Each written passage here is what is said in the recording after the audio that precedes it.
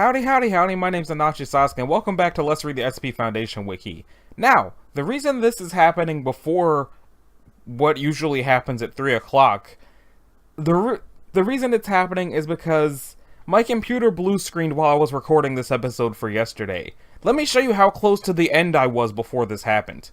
Let's just go into SCP-750. Right here. That is how close I was to finishing the episode before my computer blue screened on me. And when my computer blue screens on me, Bandicam decides, hey, you see these 3 files here for your video, your audio, and your other audio? They are 500 megabytes large with nothing in them. So I had a 50-minute video of this episode yesterday, and it lost the entire thing because it blue screened when I had like 3 sentences left. So I'm doing it again. And it's going to be a little bit different than it was yesterday due to the fact that I've already read it, so I already know what's going to happen. Which sucks, because there were some things that I reacted to that some things I just learned from Industrial Dissolution, and also a different outlook on life, that I had some serious reactions to. But now I already know about them, so it's not going to be the same. But in any case, this episode we're going to be doing Pseudo-Avian, Children and Dolls, Industrial Dissolution, Raindrops, and a different outlook on life. Again. So 746 is to be kept in a standard humanoid containment chamber at Site-66. Special bedding designed for its anatomy is to be provided for comfort and be replaced every 3 months. When being transported, 746 is to be provided with an appropriately sized wheelchair for mobility, then use of its provided cane. It is to also wear a control collar and be supervised by no less than 3 armed guards. A Foundation translator fluent in Japanese dialects is to be made present to facilitate communication. Currently, it is scheduled to attend English classes on Mondays, Wednesdays, and Fridays, which will be today, with Dr. Kaya along with receiving physiotherapy. Description: 746 is a sapient avian humanoid, standing 1.3 meters tall and weighing 38 kilograms. The entity's face appears aged and is a deep red with a 28 centimeters long beak-like nose. Most of its body is covered in rough black feathers, the longest being on the forearms, shoulders, neck, and head. Currently, it wears a specialized leg brace provided by Foundation medical personnel on its left leg due to suffering a permanent crippling injury, see Addendum 1. Before acquisition, it was agile and capable of sprinting up to 11 kilometers per hour. It had also been observed to have acrobatic skill during attempts at capture by recovery teams. It now moves at a significantly slow pace and requires a cane to aid it in walking. It has complained of feeling back, shoulder, and neck pain along with stiff joints. An X-ray has shown several stress fractures. Physiotherapy has shown to be effective. These injuries were also acquired from its initial acquisition. It's docile, though it has been shown to be somewhat mischievous in interviews and before its containment. Due to its condition, it is not capable of performing any actual acts of mischief and is not considered an issue to containment. 746 is fluent in several Japanese dialects and has shown minor knowledge of English. It has shown a willingness to improve its English and thus far has significantly improved with provided classes. According to 746, it had obtained knowledge of English when encountering American tourists speaking and had grown fascinated. Its diet consists mostly of seafood and vegetable leaves, as opposed to the actual vegetables. The existence of 746 came to Foundation attention April the 23rd something, after reports of pranks by an unknown entity caught on recordings at Tokyo, Japan. 2 agents were sent to investigate and encountered it. For 2 weeks it evaded capture before the event leading to its acquisition. And the event is as follows. It was successfully captured on May the 1st in Kyoto, Japan. It was being pursued by an instance of SCP blank throughout the city and attracted the immediate attention of nearby recovery teams. The blank instance caught up with 746 and swung its fist, which flung it to a wall, falling onto a car, and to the ground. The instance then proceeded to crush its left leg with its club as 746 attempted to crawl away. Agents from Mobile Task Force New 32, assigned to the containment of instances, managed to save 746 by distracting it as other agents rescued 746. For further details of the incident, please view Incident Report Blank A. Below is an interview with 746 in regards to the incident. Interviewed, 746, interviewer, Dr. Renfield. The following interview was originally spoken in the Tokyo dialect and has been translated. Begin log. Greetings, 746. Are you feeling well? Yes, it hurts less. Your English is better than last time. Anyway, I'm here to ask you some questions. Very well? About what? Back in Kyoto, can you tell me why the SCP blank instance was after you? 746. The Oni? Let's see. I found it sitting under a tree in the forest, and I spoke to it. I quickly learned it was a dumb one, and its stomach was getting hungry, so I saw a chance to do a trick to it. What kind of trick? Well, I tricked it into eating dung. That's disgusting. I know, and never have I seen such a foolish Oni in all my 700 years of life. It was steamy, and I told the fool it was a Corinto. Corinto's a sweet, deep-fried Japanese snack food. So I'm going to assume that what happens next is that it grew angry. Yes, that is correct. That big brute was furious. Oh, the look on its face. Whew. It then stood up and swung its club only to miss me. Run I did. As fast as the wind is behind me, I could hear the brute's roar and the trees being knocked over. As I was making my escape, I stumbled upon a pond that I swung across from a branch, and seconds later heard loud splashes of the fool falling into it. Come to think of it, I think that it was the home of a family of kappas. There were distinct shouts, but I didn't really know what was being said, for the Oni was coming. I didn't have time to stop. Anyway, it was starting to catch up, so I decided to make it dizzy by going around it in circles. The fool swung his club in every direction trying to hit me, and some were not even close. Maybe wet hair got in his eyes, but it was nonetheless amusing. Weren't you worried, though? Why would I? I was having the most fun at the time. There was excitement. Alright, please continue. Where was I? Oh, yeah. The Oni looked dizzy enough, and I continued on away from it. I was near the city, and I thought I had lost it until I heard it roar again. It was starting to get tiring, and thought maybe I'll definitely lose it in the city. The wires and buildings helped slow the Oni down as I went through alleyways and rooftops. People were also screaming at the sight of the Oni, which I don't blame. Not only was it dumb, but ugly too. The rest of the story you already know, and it leads me to ask what happened to the Oni. Why are you asking? I was too busy being in pain and shocked to saw what happened. Just wondering. We incapacitated it, that's all. Okay, well, just be sure to give it an actual Corinto for being the most fun I had in a while. Although, I doubt it'll trust anything that is Corinto again. You know, that stun of yours caused a lot of trouble. Several streets and property were destroyed, and our amnestic teams had to work hard to conceal the situation. It almost killed you, and it left you crippled. Was it really worth it? Whew, oh yes! Even though you're no longer able to do any other stunts ever again. Honestly, I had my most fun in years, and I'm happy to have it end with the pleasure of fooling an Oni. So they say, out with a bang. The SCP blank instance involved in the acquisition of 746 has shown heightened levels of aggression and attempts to breach containment.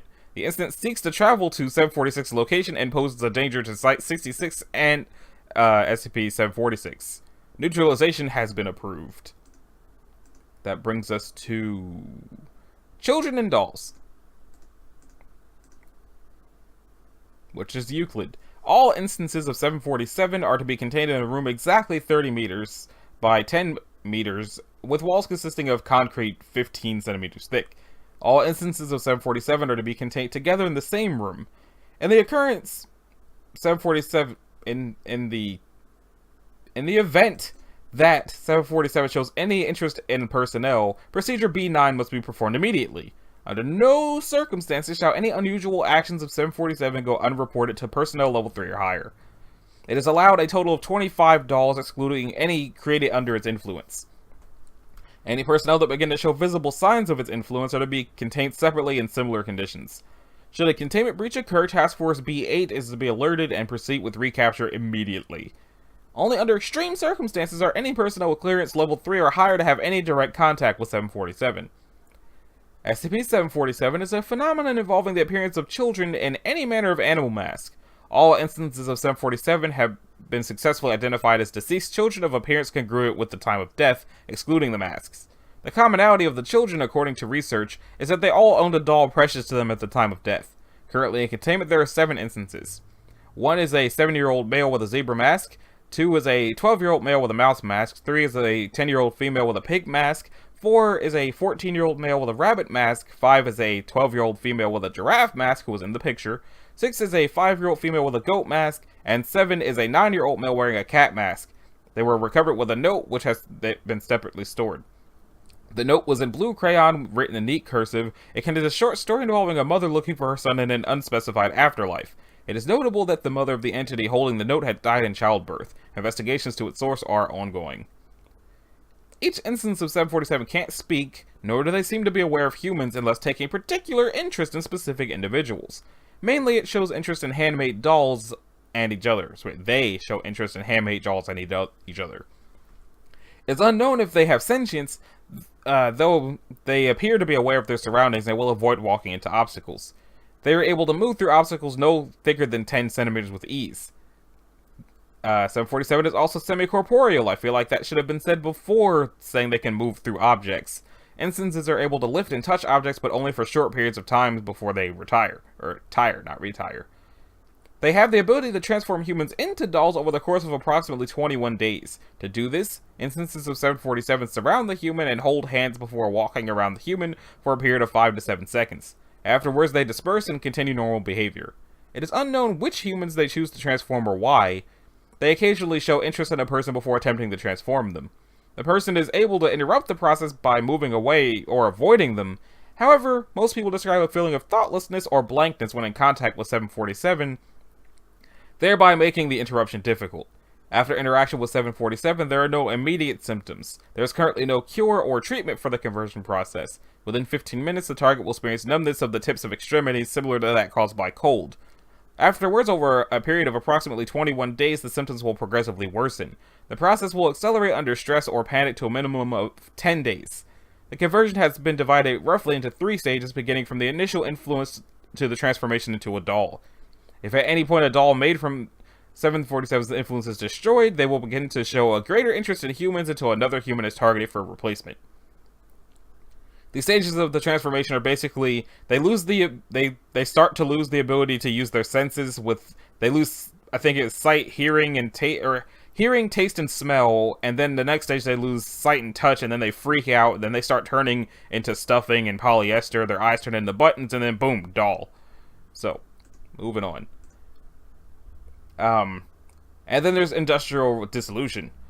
So again, I apologize for the fact that I just sort of like burned through that entry, but SCP-747 is a very long entry, and it is why the episode was 50 minutes long before it cut out. So, the non-anomalous structure above 748 has been converted into Site-68. In the event of a civilian encounter, security personnel are to employ non-lethal force in conjunction with the administration of amnestics. A steel barbed wire fence must be maintained at a 4-kilometer radius around 748. Signs warning of a toxic contamination are to be attached to the fence at every 3-meter interval. Security has been increased in light of recent changes to 748. Researchers are to travel and work in groups of no fewer than 3 and must be accompanied by an armed escort at all times. Security personnel are to be equipped with helmet-mounted live audio-video recording devices, and all personnel must be equipped with a GPS tracking unit. Description: SCP-748 is an abandoned industrial complex capable of mass production through anomalous technology. Located in Lowell, Massachusetts, 748 was constructed beneath a non-anomalous factory. Its anomalous machines are rusted, damaged, and primarily disabled. Based on recovered documents, these machines would have required a level of power on par with a fusion reactor, but their intended power source has yet to be discovered. The construction of 748 appears to be incomplete. Evidence of this includes wall doorways, dead-end halls, and wires/pipes that connect to nothing. The first subterranean floor is accessible via a collapsed portion of 748's surface interior. Metal signs designate the location as boarding 3/1200 I-21. The floor is characterized by 8 hallways, cell blocks 1 to 8, each converging at a circular room equipped with a large mechanical lift. Cells are designed for the containment of workers. The floor is estimated to have been designed for the capability of housing 4,000 to 6,000 individuals in crowded, unsanitary conditions. The second subterranean floor is a rectangular chamber. Despite its distance from the surface, it appears to be designed for the packaging and shipping of products. Local signs designate the floor shipping 03/1200, that 5190. The floor contains 21 mechanical lifts, including the central elevator, the lifts most likely used for the transportation of items from the assembly floor. Contained within are 3 machines of identical design attached to the southern, eastern, and northern walls and are respectively labeled the Greek god of the south wind, Greek god of the east wind, Greek god of the north wind. Although disabled, recovered documents suggest that their purpose was related to the transportation of objects. The western wall appears to have once housed such a machine, but it seems to have been destroyed. These machines have since been classified as SCP-748-1. Heavily rusted crates were discovered haphazardly scattered throughout the area. The crates are non-anomalous, and their anomalous cargo has been transferred to Site Blank for study. Anomalous objects recovered from these crates include 500 rocking horses biologically alive, scream when observed, highly radioactive, 500 fur coats crafted from the pelts of various unknown species, perpetually on fire, 2,000 rifles that superficially resemble the M1903 Springfield. No observable anomalies, but counters have registered them at less than 50 HM, suggesting high levels of potential unreality. 800 boulder hats that cannot be removed once worn, causes the wearer to expel wasps from every orifice. 200,000 cigarettes. Direct inhalation transforms the user into a basking shark. Affected individuals will explode after complete transformation, a process requiring approximately 30 minutes. 10 metric tons of rotten meat. Genetic analysis revealed a hybrid species of human, pig, and squid. Highly radioactive. The third subterranean floor is a semicircular chamber accessible via the central elevator. Science designate this floor Production 03/1200 Omega 91. The location is composed of conveyor belts, pneumatic tubes, electron tubes, and pipes, all of which connect to a large machine since classified as SCP-748-2. Located in the southern section of the chamber, based on recovered documents, 2's intended purpose was roughly analogous to a molecular assembler, a theoretical device capable of guiding chemical reactions by positioning reactive molecules with atomic precision, also known as the universal constructor. However, its design and mechanics fail to correlate with such a hypothetical constructor or with established laws of nature, rendering the process entirely anomalous. It appears that 2 suffered significant damage at some point in the past, an event likely related to 748's neutralization. This is estimated to have occurred in the early 1950s, despite records stating that the surface factory was shut down and abandoned in 1915. History and discovery. The factory that would eventually house 748 was built in 1882 by Randolph T. Metzger and initially functioned as a textile mill. It is speculated that 748 itself was clandestinely built between the years of 1896 and 1908. Abandoned long before containment, the location was considered a popular, albeit dangerous, destination for exploration and the source of several urban legends, none of which are believed to be relevant to its anomaly. On September the 4th, 1992, the Foundation began its investigation after years of disappearances being attributed to the location. SCP-748 will be under Foundation containment by October of that year. Here's a biography of Randolph T. Metzger. Metzger was an affluent textile magnate. Born to German immigrants, he was the object of significant praise, his life frequently cited as a rag-to-riches story. Owning several mills, his most profitable was located in the city of Lowell, Massachusetts, where he employed an estimated 70% of the local population. Metzger was also celebrated for his charitable contributions, including the management of Metzger's House for Wayward Youths and the Organization for the Betterment of Man. Despite his charitable works, he remained a contemptuous figure in the eyes of organized labor. Conditions within the factory were reportedly dismal and devoid of safety regulations. His conflict with the labor movement would culminate in the bombing of the Lowell factory in 1895, resulting in 23 fatalities. The incident was blamed on anarchist provocateurs, and 6 men were arrested and executed for their involvement, despite a lack of evidence. The actual cause of the incident remains unknown, police refusing to investigate the matter further. Corruption is suspected. Metzger began to restructure his business enterprise in early 1896, resulting in the creation of what would later be classified as 748. Approximate to this time, based on Metzger's private journal, aligned himself with an entity known as the Investor, who is classified as Person of Interest 296, currently unidentified. They are capable of supplying anomalous technology. Metzger committed suicide on November 13, 1915, his body discovered by constables after a mail carrier reported hearing gunshots in the vicinity of his manor. Autopsy revealed the cause of death to be a self-inflicted gunshot wound to the head. No brain matter was recovered, presumed by the coroner as having been eaten by a pet hound. His family and household servants were discovered missing and their fates remain unknown. Related documents. Diary entry 1896.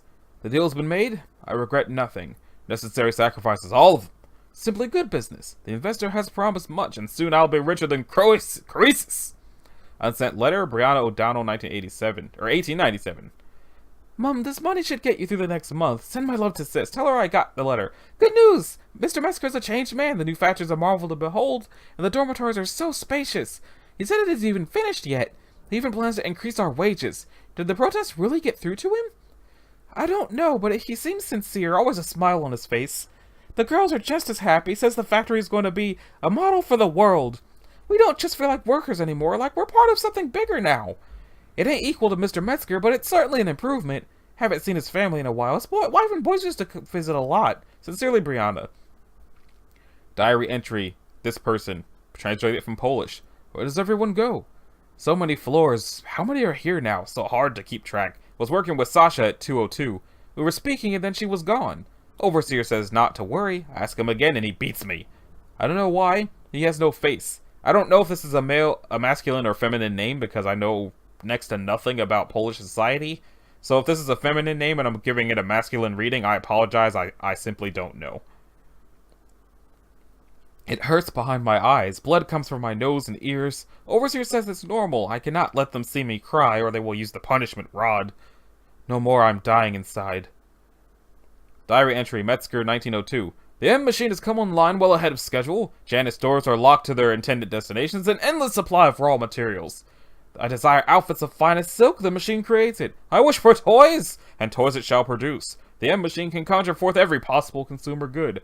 I transmute flesh into bread and blood into wine. The factory bends to my will. The workers live at my mercy alone. I am God here. Diary entry, Fiona Murphy, 1906. This place is a prison. We cannot leave. Those outside this dungeon must not know. Always more workers, hundreds, thousands. The factory expands. The factory shifts. I heard the overseers. They say it is one of many connected by the Janus doors. What do they mean? The walls move. Too many floors, too many rooms. Can't keep track. Nothing seems real. My stomach churns and I vomit daily. They inject our meals. Just enough to keep us alive and useful. The noise is deafening. The sound of machines and screams. And the toil never ends. People work themselves to death and then are fed to that infernal machine. We make everything. Food, toys, clothes, and weapons. And like any I could imagine, terrible, terrible weapons.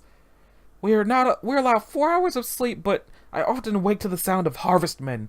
The scraping of metal on metal. In the morning, we sometimes find someone missing. We dare not question it. We need to keep our heads down. Can't look them in the eyes. They aren't human. Not anymore. Diary entry, Metzger, 1912. The investor dreams of war. A most profitable venture. This explains the current demands. I do not know where they are being sent. The investor prefers to keep me in the dark. I've become a cog in his machine and have grown dreadfully bored. This factory is bound to me. It grows too efficient, too perfect. I have no place in its future. Have I become obsolete? Suicide note, 1915. This isn't sick. What I was promised! Addendum. On May 14th, 1996, a blockage of bone and scrap metal was removed from several large pipes used throughout the complex. This removal caused the pipes to flood with water, resulting in the loss of 11 personnel. Following this incident, electrical lights were enabled throughout the complex, flickering and dim, suggestive of low power. An aperture opened where the central elevator shaft had previously terminated, connecting to an additional floor. The found subterranean floor is a spherical chamber accessible via the central elevator shaft. Metal signs designate the floor as Management 03/1200 Delta 586. Contained within this floor are 200 pillar-shaped machines attached to one another via copper wires, bronze pipes, and vacuum tubes. Each device houses a glass cylinder containing an unidentified green liquid and one preserved human brain. These brains are biologically alive, but have suffered damage consistent with lobotomy. These devices are classified as SCP-748-3 and connect to a large and intricate apparatus at the northeastern section of the floor, which has been since classified as 4. 4 is a 275 metric ton biomechanical machine related to the control and management of 748. 4's mechanical component is comparable to an analog computer, albeit one of incredible complexity, whilst organic component is a living human brain that claims to be Randolph T. Metzger. 4's voice is often distorted and marred by static. It remains unknown how it is able to speak and hear. And here are some interviews. The brain was interviewed by Dr. Emerson. Please state your name. I'm Randolph Thaddeus Metzger. So the investor sent you? Does he finally wish to parlay after all these years? No, I wasn't sent by the investor. Tell me, how did you come to be in your current state? Do you think yourself my equal? Humble your tone and lower your head. I demand answers! Satisfy my desire and perhaps I'll indulge your curiosity. Very well, Mr. Metzger. Ask your questions. If you're not one of his sycophants, then who are you? I'm a researcher, nothing more. Does that satisfy... Liar! Liar! I've been watching you with all my eyes. A researcher, yes, but don't play me for a fool. I'm afraid that information is confidential. You are a parasite and shall receive nothing! A request was made to Overwatch for TOI agreement, terms of trade of information. Request approved? Second interview. We agree to your terms. We are an organization that deals with anomalies such as yourself. I'm an anomaly now! Oh, it's simply a trade secret. Being a brain in a jar. Now, there's no need to be snide. Will you answer our questions then? Speak your words, I'll decide whether to answer or not. How did you come to be in your present state? I was utterly aghast, you know. At least at first. No doubt my enemies would have proclaimed it poetic justice or some rot. The investor was not punishing me. No. Efficiency was increased. That was all that mattered. Who was the investor? Very wealthy man, wealthier than I, and I was the 6th wealthiest magnate in the world. The 5 more fluent than I, they too were willing to serve the invisible hand of the market. I know not his name or how he procured his fortune. Perhaps every loose coin falls his way. There is a shadow market. There's always been a shadow market where Rockefeller reigned by daylight, the investor ruled in darkness, and even Rockefeller bowed his head. The filth of the world, the dregs, the socialists, the parasites! They called us robber barons. If we were barons and the investor was emperor. And none but us even knew he existed. In the end, he dared to put a stop to the project. Saw the writing on the wall, knew he was losing control. Now go! I grow weary of conversation. Return later if you must. A fortuitous conversation, although its bombastic speech renders it difficult to discern how much was mere hyperbole. Third interview. Would you be willing to answer more questions? Ask and you may receive. What can you tell me about this complex? What is its purpose? You call yourself a researcher? How can you not say its purpose? If you were my employee, I'd have you stripped of your position and thrown into the crucible as scrap material. Meaning unknown but presumably a component of 748. Allow me to correct myself. We know it is for manufacturing, but what is its larger purpose? How does it work? To take industry to its logical conclusion, and how it works? Ha! Trade secret, my friend. We prefer to keep the upper hand. We? Are you referring to those other brains? Those are merely additional places to store my memory. Thoughtless tools. Nothing more. You think I'm the only one? Many serve the investor. You don't even know the true scale of this place, do you? Please explain. No! I find this all terribly dull. Leave me be. It appears that 748 is only one of many such factories. I find it peculiar that 4 has a very limited interest in conversation. How else is it occupying itself? Perhaps I'm overthinking this. Addendum. 6 personnel have inexplicably vanished with the first incident occurring in August 14th, 1996. Each individual was out of sight at the time of their disappearance, and in some cases were nearby but merely obstructed when turning a corner or moving behind a machine. Though the cause of these disappearances remains unknown, security procedures have since been updated to address this concern. When asked about the disappearances, 4 responded by stating, "Accidents happen, your safety is not my concern." Now then. Warning! Due to the ongoing nature of 748's containment breach, this document is incomplete and subject to change. It is now Keter class as of December the 31st, 1999. Because of course it would happen when Y2K was supposed to start. I didn't even notice that the last time I read this. I completely missed that this incident happened when everybody thought Y2K was supposed to start. That just makes it all the sweeter. And by sweeter, I mean fucked up. Let's continue. SCP-748 and its related anomalies are currently uncontained. Special containment procedures are to focus on the apprehension of 748 products and the mitigation of Mammon events. Not really sure what Mammon is. Before, I had theorized that it had something to do with the Church of the Mechanical God, or whatever the hell that was called. It's much worse than that, but we'll get there.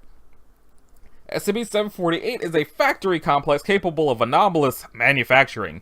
It is not believed to be the only one of its kind, and may function in tandem with potentially hundreds of such instances.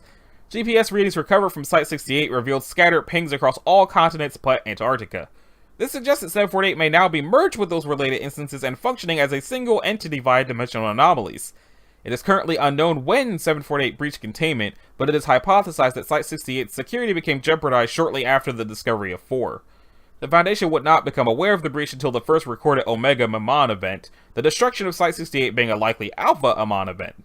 An Alpha Mammon event involves the harvest of materials and their transmutation into saleable objects. Resources are gathered by instances of 748-5 by any available means and make no distinction between living and non-living matter.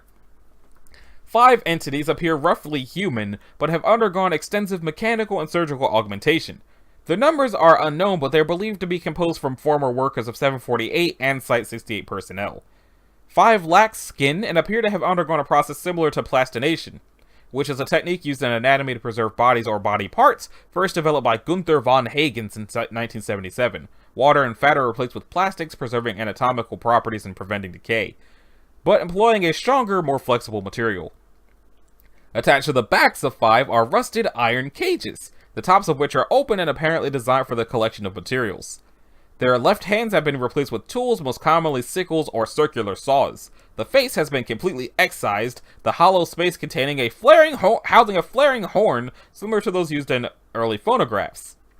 5 are able to render themselves intangible, during which they are unable to interact with the physical world, and are capable of manifesting/demanifesting at any location. Before I continue, I just want to state that I don't know if I actually remembered to make this comparison when I recorded this yesterday, but the description of 5 reminds me of the shrieking horn things from BioShock Infinite that you find in Elizabeth's Tower, except slightly worse because instead of their whole head just being the horn, they still have human heads, but there's no face, there's just horn.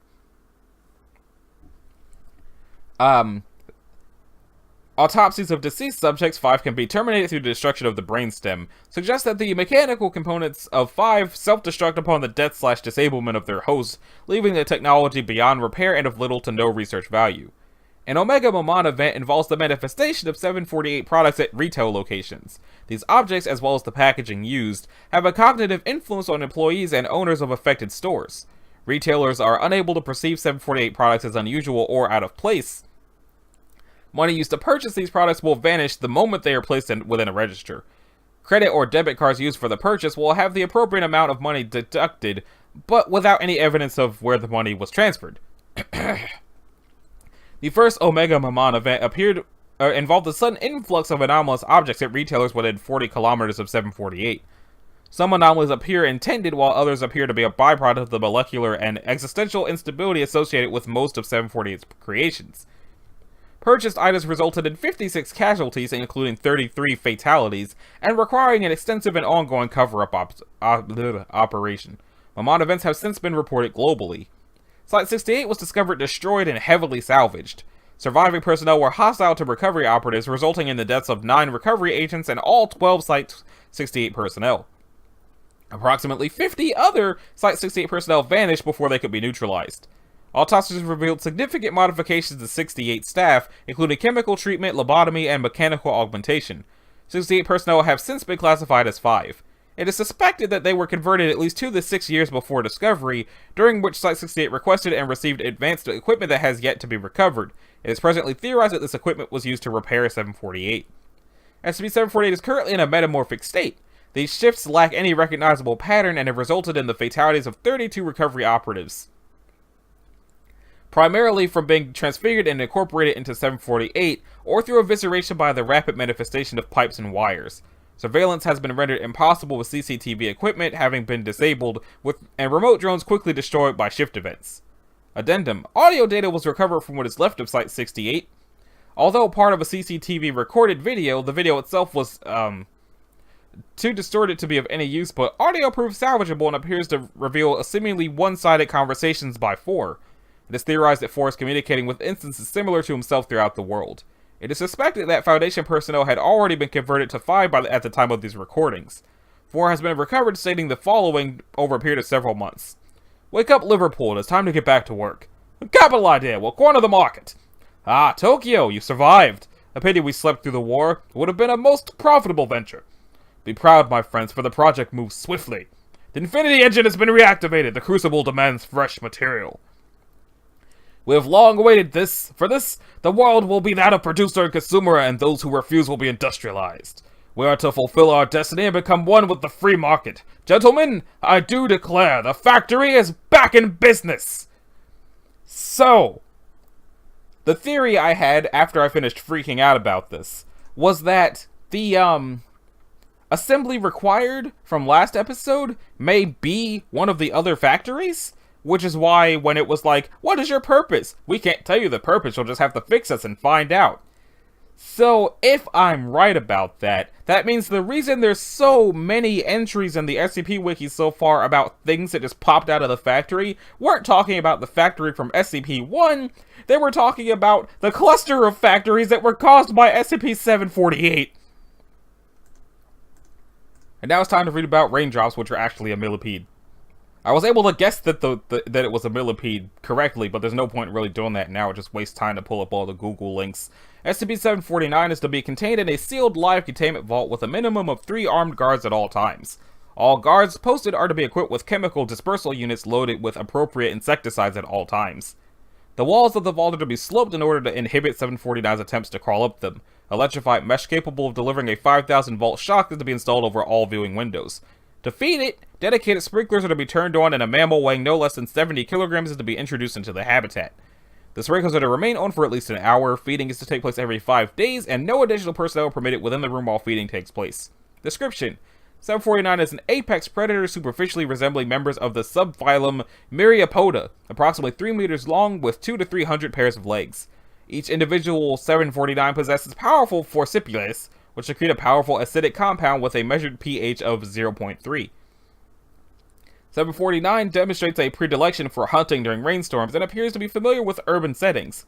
Its preferred hunting methods consist of climbing up the walls of domiciles, using its forcipules, mandibles, to gain entry, usually by boring a hole through a wall or window, then feeding upon sleeping people within, or sleeping individuals. It shows a marked intelligence in evaluating potential prey, and all attacks the creature fed upon the smallest unaccompanied individual, and its feeding habits and containment continue to support this conclusion of intelligence. It appears to avoid detection prior to these attacks due to a combination of both visual and oral camouflage. When actively hunting prey, 749 will alter its hue to match even complicated surfaces such as stonework, rendering it visually almost undetectable till it strikes. The unique pattern of walking and form of legs possessed by the creature causes it to emulate and therefore blend in with the sound of raindrops impacting hard surfaces. However, due to the fidelity with which 749 replicates this sound, varying the sound based on the surface, 749 is either intelligent enough to vary its walking patterns based on surface, or exudes a non-vibration based effect that causes it to be heard as raindrops by potential prey. So, millipede that sounds like rain. Cool! And lastly, we have a different outlook on life, which is what I was finishing up, and then it died. So, SCP-750 presents no threat unless applied directly to the human eye, and so shall be kept in Dr. Langley's office until all relevant tests and studies are completed. All instances of 750 are to be removed from the previous user after testing has been completed, whereafter they are to be cleaned and returned to their included case. SCP-750 is a group of 24 contact lenses, designed presumably to correct myopic or hypometropic vision. When a pair of 750 is applied, they attach to the cornea and become unable to be removed physically by the wearer, though others can still remove them. Users of 750 report an immediate blurring of their vision after application, followed by a period of extreme dizziness. When the user recovers from this daze, they describe a change in perception. This change seems to worsen with time, and prolonged exposure to the object will cause a wearer to be permanently suffer the noted effects of 750, even when the item has been removed from the cornea, in addition to affecting the wearer's senses of touch, smell, hearing, and taste. The only method of treatment at this point is to sever the optical nerve of the affected eyes. Personnel exposed to 750 have reported the following alterations to their vision. Man-made walls, ceilings, and floors being covered in a substance described similarly to biofilm, the sky being a dark red color with black clouds, food items resembling a collection of dismembered human limbs, organ, and viscera, visions of small insects emerging from pores on their skin, viewed written language becoming an unidentified language, and works of art changing. Paintings depict violent scenes from human history, and statues become depictions of unworldly creatures, not identifiable with any known species. In addition, those affected will react with violent revulsion to other human beings, as well as ignoring any attempt to engage in interpersonal conversation or communication. Prolonged exposure to 750 can and has resulted in schizophrenia, PTSD, dissociative identity disorder, and antisocial personality disorder. Addendum: 750 was discovered by Dr. Blank after he ordered a pair of X-ray specs from a back page ad in issue number blank of blank blank magazine, and instead received a case containing 750. The case also contained a page of instructions, which are transcribed below. Hey, true believers! Thank you for ordering your new amazing see-through specs, fresh from your friends here at the factory! Included within your purchase a lifetime guarantee and a phone number to contact us should your friends get jealous and want the same power you've got now. Wondering exactly how your new eyes work? Simple! Just take one of these included lenses and get them real good and close to your old peepers. Your new purchase will take over from there. Have fun! Wowee! Amaze your friends with the ability to see through their lies! Zippy! Show off at school! No teacher can hide anything from you anymore! Amazing! Discover secrets, find hidden treasure, know the unknowable! Anything is possible for you now! Note, the phone number and guaranteed mentioned above were not included in Dr. Blank's ordered case. So, that does it for this episode, this time. In the next episode, we'll be covering Organ Eater, Altruistic Utopia, Automatic Artist, Illustrated Climbing Vine, and A Watch for the White Bird. I'm intending on this episode happening the same day as the one I'm doing now, but with the way my computer's been acting, who knows. So, this has been Anachi Sasuke. This is episode 150, I believe 159 of Let's Read the SCP Foundation Wiki. If you liked it, a like and subscribe will be groovy. If you didn't, you don't need to do either one of those things, and I will see y'all in the next one. Later.